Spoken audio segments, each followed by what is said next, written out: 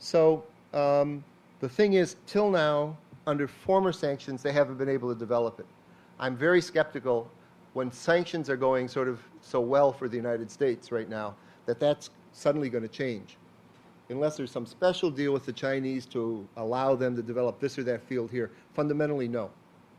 The big project with India, if I could just go on about this a little bit, under George Bush, when again there was a build-up to a confrontation with Iran, there was a question of getting the Indians on board.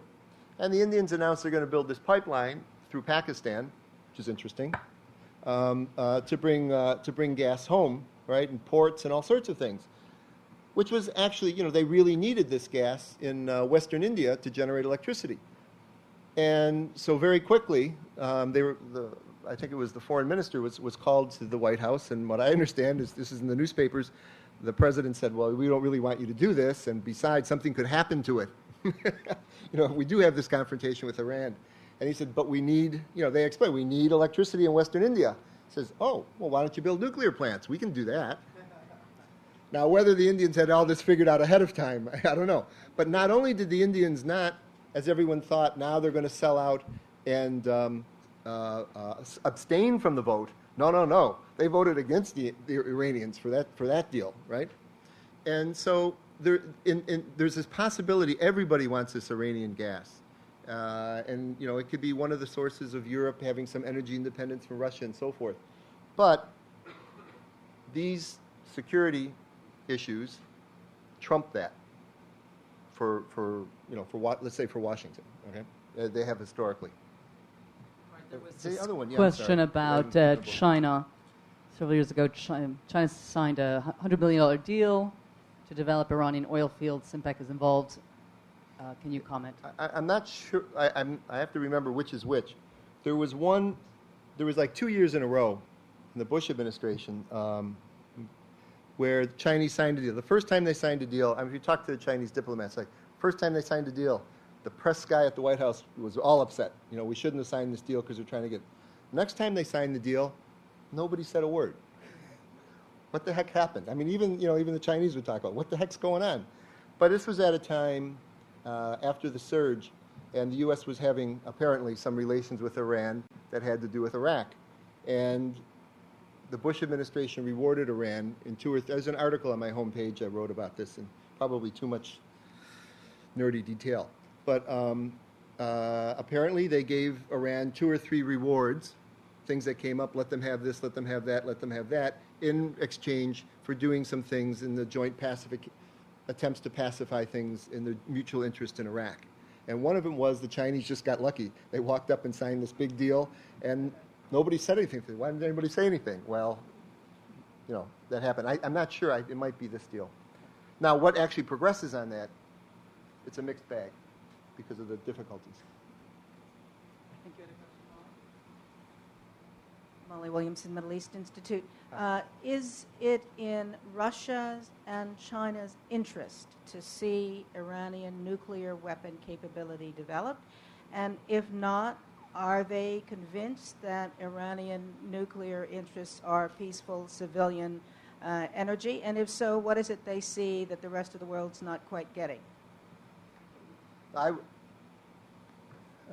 any indication, I don't know, that I've ever seen, other people have better ways of getting these indications. I don't believe the Chinese nor the Russians don't want the Iranians to have a nuclear weapon. There's a certain limit to this, right? It's just a lot of other difficulties they don't want. However, that said, that's a ways off. And so, for example, to get Russia on board during the Bush administration, Putin, almost every time he made a trip to the U.S., they had a talk, and he got something. And he couldn't do much sometimes to stop things, but he made sure he got paid every time. He got something in return. The Chinese were not so, this was unusual for them to be so forthright like this. They maybe didn't like things, but they went along at the UN. And this was different, but I think I understand why. It's not so much that they're fundamentally against the final end of U.S. strategy there, that it shouldn't be a nuclear power. It was that they had to be taken care of if the hyperpower exercises prerogative to shut off the Gulf for Iran or something like that. Does that answer your question? There's more to your question, though, I think. If not a nuclear weapon, Okay, look. I mean, the Iranians obviously have a nuclear program. We all know about that. And the thing is, the question as to, I think, my impression was the nuclear. There was always something going on. Sort of since the Clinton administration, there was always these back and forth complaints about it. But it became really serious. Was it around 2003 or 2004? After these reports, which seemed fairly credible, about that there was an attempt at a grand bargain between the United States, that the Iranians made at some level an offer for a grand bargain.